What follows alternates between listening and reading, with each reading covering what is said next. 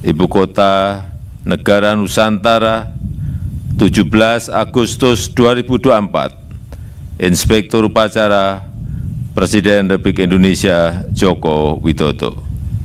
Dalam rangka memperingati hari ulang tahun ke-79 kemerdekaan Republik Indonesia, kami yang hadir pada hari ini, Sabtu tanggal 17 Agustus 2024 pukul 00.00 WITA, pada upacara mengenang arwah dan jasa para pahlawan nusa dan bangsa yang telah bersemayam di Taman Makam Pahlawan maupun para pahlawan yang tidak dikenal nama dan tempatnya di kota-kota, di dusun-dusun, di lereng-lereng gunung, di lembah-lembah ngarai, dan di dasar-dasar lautan.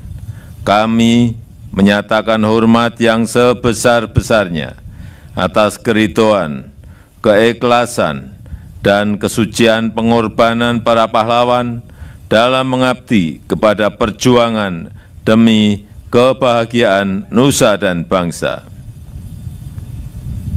Kami bersumpah dan berjanji, perjuangan para pahlawan adalah perjuangan kami pula, dan jalan kebaktian yang ditempuh adalah jalan kami juga.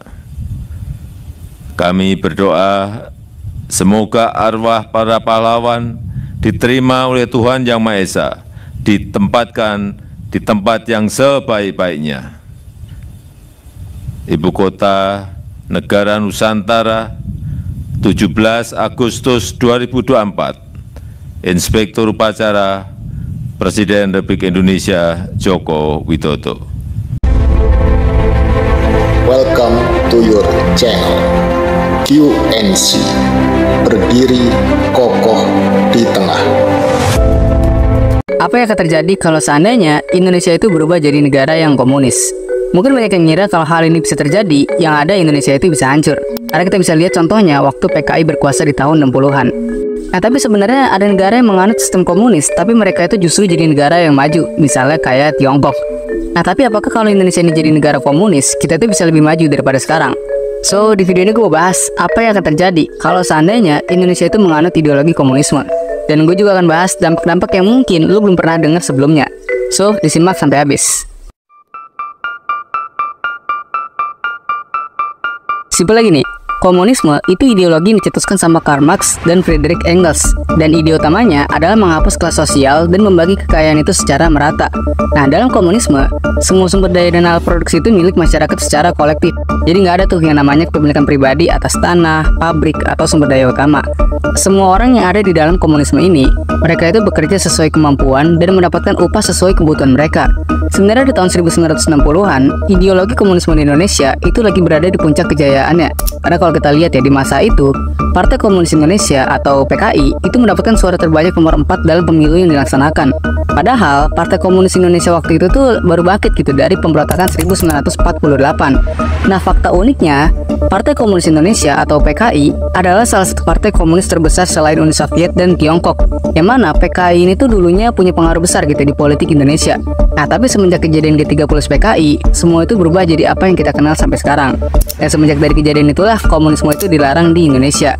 Nah, tapi lu pernah kepikiran gak sih apa yang bakal terjadi ya seandainya nih ya komunisme itu bangkit lagi di Indonesia?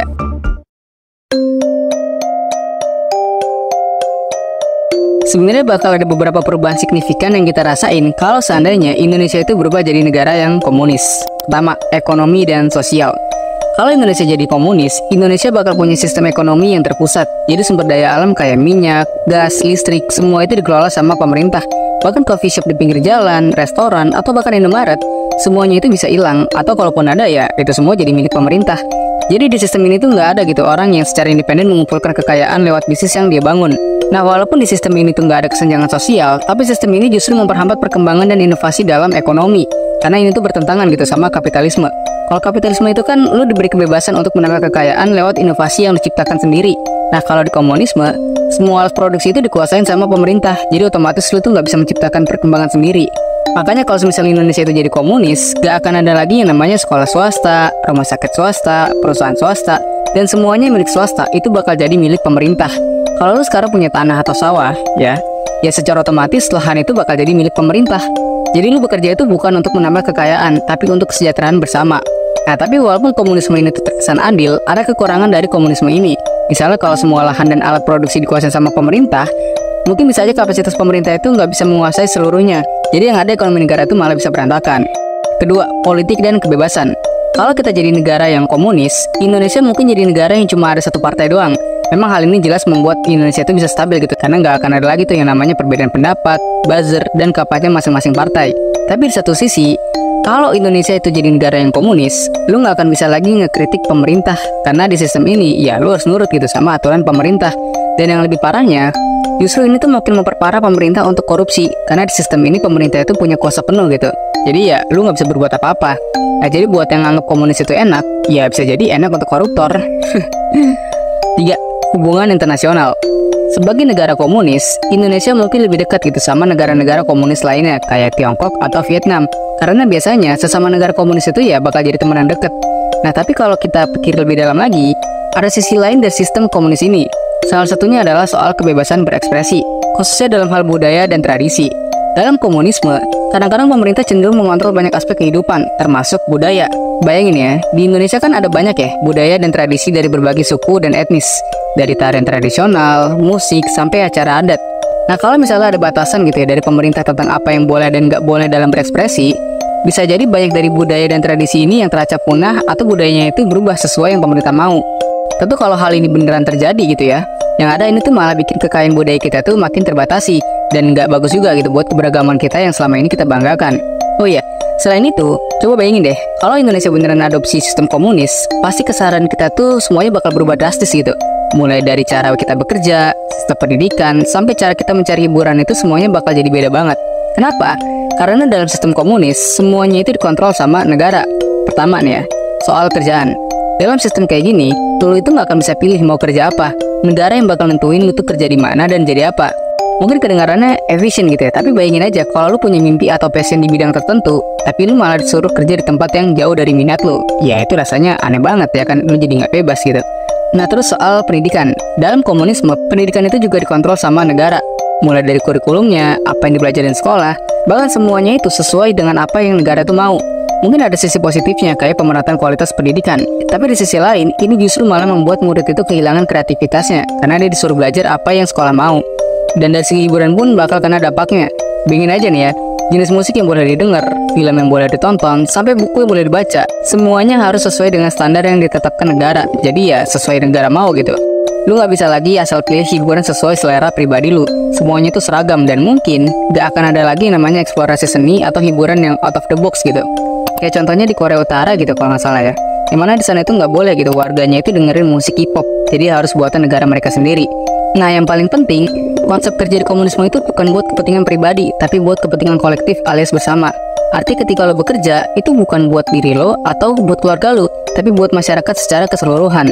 Memang kedengarannya ini bagus untuk kepentingan bersama gitu ya. Tapi jelas ini memperhambat lo untuk mencapai sesuatu yang lo impikan dari dulu. Jadi kalau dulu lo punya impian beli mobil mewah gitu, rumah mewah, itu susah gitu. Bahkan nggak bisa untuk terwujud karena ya lo bekerja bukan untuk diri lo sendiri, tapi untuk kepentingan bersama. Nah, kalau negara kita beneran jadi negara komunis, bisa jadi banyak hal dalam kehidupan sehari-hari kita tuh bakal berubah drastis dan semua hidup kita itu bakal ada di bawah kendali negara.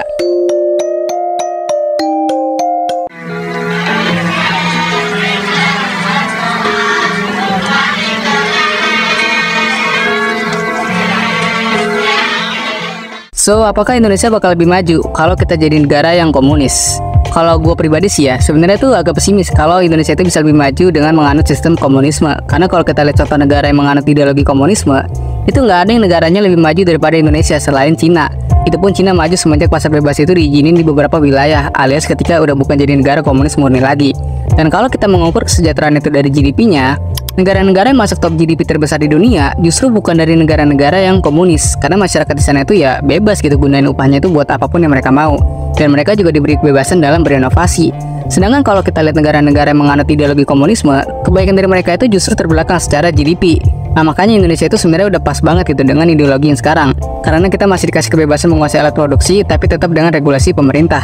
Coba kalau menurut lo, Indonesia itu bisa lebih maju gak sih kalau menganut ideologi komunisme? Coba tulis di kolom komen.